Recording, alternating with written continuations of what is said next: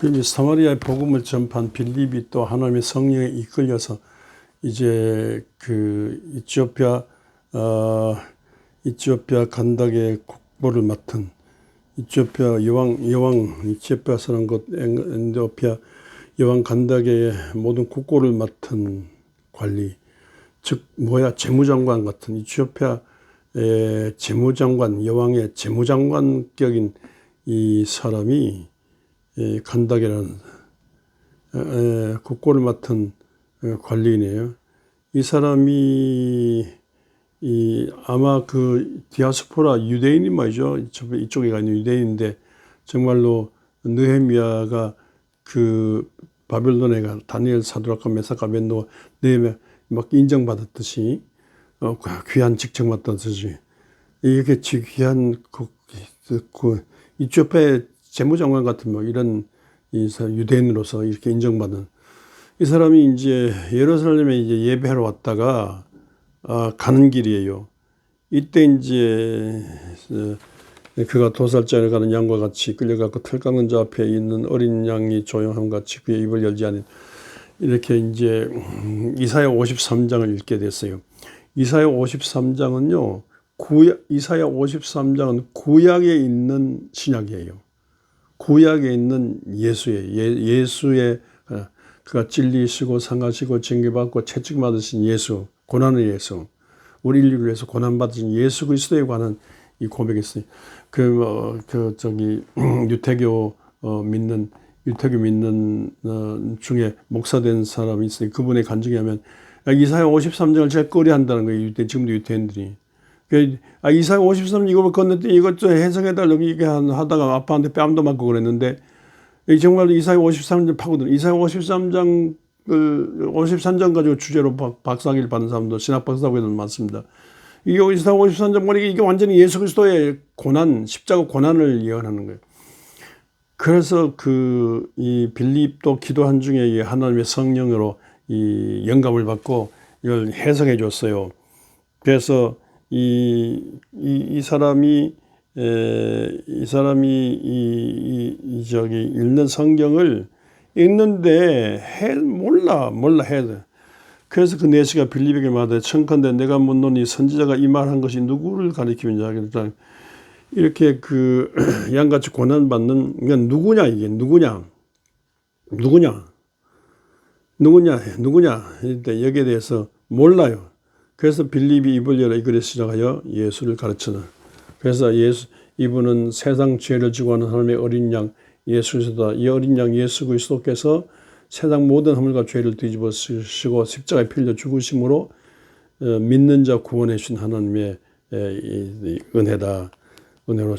그래서 이 예수 그리스도의 십자가를 소개하고 이 십자가 피를 믿으면 하나님의 자녀 된다는 얘기하고 또 그 자녀로서 하나님의 말씀으로 무장한 중에 믿음을 키울 걸 말씀하고 그 영적인 사람이 될 걸 강조하고 특별히 기도한 중에 하나님의 성령의 충만함을 강조하고 빌립이 자기 간증까지 하면서 이 이사야 53장에 해당하는 53장에 예언하는 예수 그리스도를 제대로 소개했어요. 예수 그리스도를 제대로 소개하고 정말 예수를 믿지 않으면 안 된다는 그런 절박한 가슴을 갖게 했어요. 그래서 하나님의 그때 인도하신 성령께서도 감화감동해서 그래서 마침 길 가다가 이 물이 있어요. 길 가다가 물이 있는 곳에 이르러 그 내시가 말하되 보라 물이 있으니 내가 그 세례를 받으면 무슨 거리 기분이냐. 그래서 물을 보고 세례를 받게 됐어요. 그래서 빌립이 세례 주고 그 세례와 함께 물 속에 들어가서 나오자마자 하나님의 성령이 또 빌립을 이제 다른 이 전도 지역으로 안내를 했는데 이같이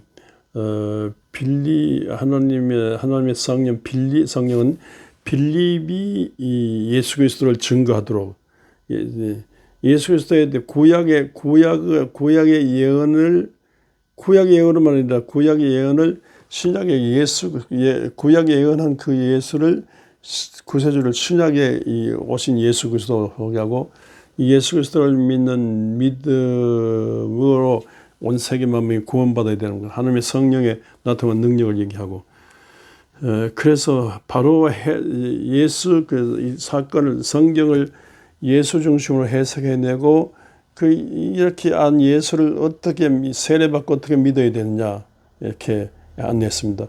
그래서 이 빌립의 이런 해석과 안내로 말미암아 이 이티오피아의 막강한 재무장관 같은 사람이 믿게 됐다. 그래서 그 이후의 얘기는 안 나오지만 그 얘기는 성경에 쓸 일이 많은데 그건 어떻게 나옵니까?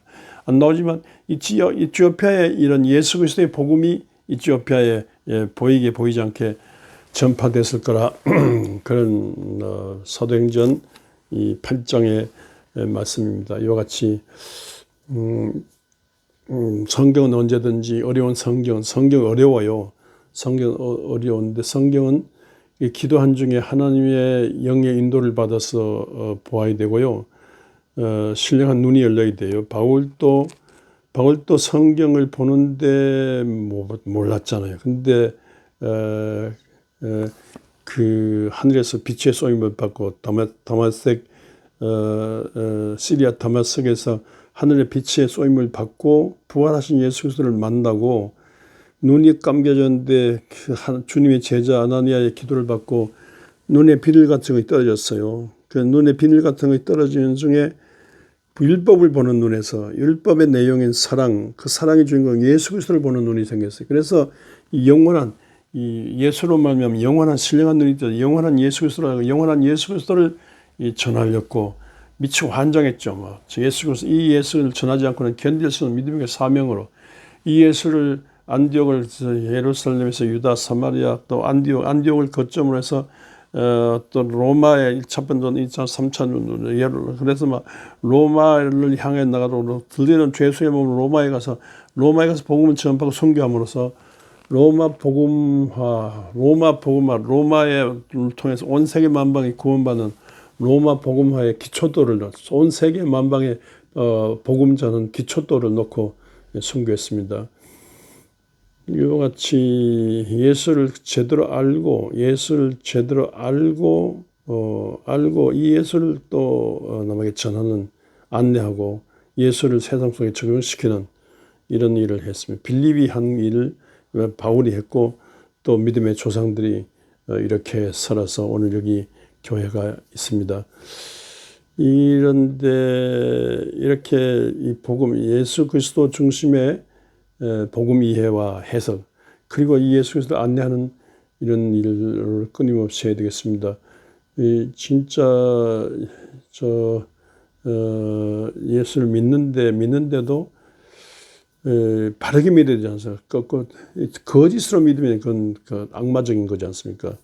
너희는 너희 앞에서 마귀에게서 났나니 처음부터 너는 살인을 한 자요. 진리가 없으므로 진리를 말하죠. 거짓을 만들면 제 것으로 말하라. 이는 너희가 거짓이요 거짓의 아비가 됨이라. 요한복음 8장 44절에 예수님께서 말씀하셨는데 이 거짓에 연루된다면 악마적인 겁니다. 믿음은 거짓이 아니에요. 진리에 기반을 하는 예수 그리스도 진리에 기반한 이 복음이지 않습니까? 교회가 거짓을 말하면 됩니까? 요즘번에 소년보 목사 부산 세계로교회 소년보 목사 구속된 것 때문에 석방운동을 일으키는 그런 유튜브 보았는데 가만히 들어보니까 이거 소년보 목사가 의로운 사람인데 죄 없이 의로운 사람인데 막한 독재자 박혀받는 것으로 그렇게 얘기하더라고요. 반드시 선거법에 어긋났잖아요. 선거법에. 부산 교육감 선거라든가 이재명 대통령 선거 때 거짓 주장했잖아요. 불법 선거 불법을 어겼잖아요. 근데 이걸 가지고 합법으로 하고 그리고 구속시킨 사람이 이재명이라고 생각한다면 이재명은 이 시대 히틀러 같은 독재자고 악한 독재자고 또 소년복 같은 사람은 보네퍼 마틴 리밀러라든가 디트리 보네퍼 같은 의인이고 그런데 그런데 예를 들어 정광훈 소년보 이런 사람들이 의인이고 현지의 대통령 대상은 독재자고 히틀러 같은 사람이 거꾸로예요. 아니에요. 그거 아니에요. 그걸 다 알지 않습니까?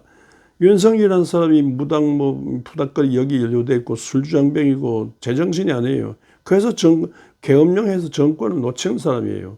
이 사람이 윤석열이나 윤석열적인 그것에 어게인 다시 일으킨다는 것은 이거는 가짜예요. 이거 될 수도 없고 무맹란 주장이에요. 선거도 완전히 잘못된 것이라. 이거 부정선거라는, 이 부정선거도 자기들이 한 것이지 않습니까? 근데 부정선거 될 리가 없어요. 부정선거 이거 전부 근거를 가지고 전부 대법원까지 갔는데 다 판결 끝났어요. 그게 아니라고. 해냈음에도 불구하고 끊임없이 부정선거론을 말하고 끊임없이 이재명은 죄인이고 물론 난 윤석열이라는 그 지지한 사람들은 다 의인이고 거꾸로 말하고 있어요. 여기에 대해서 반드시 그것이 죄가 아니라는 걸 해석해주고 끊임없이 그걸 인도해주고 끊임없이 정말 하나님이 원하는 정의가 사랑이 가득하고 정의가 가득한 이 세계로 인도해주는 그런 일을 해야 되겠더라고요.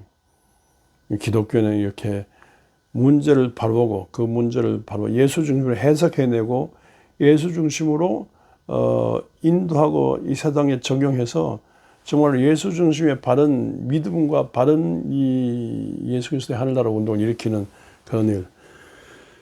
이를 위해서 살아 생도하는 성도 되시기를 주의 이름으로 축원합니다.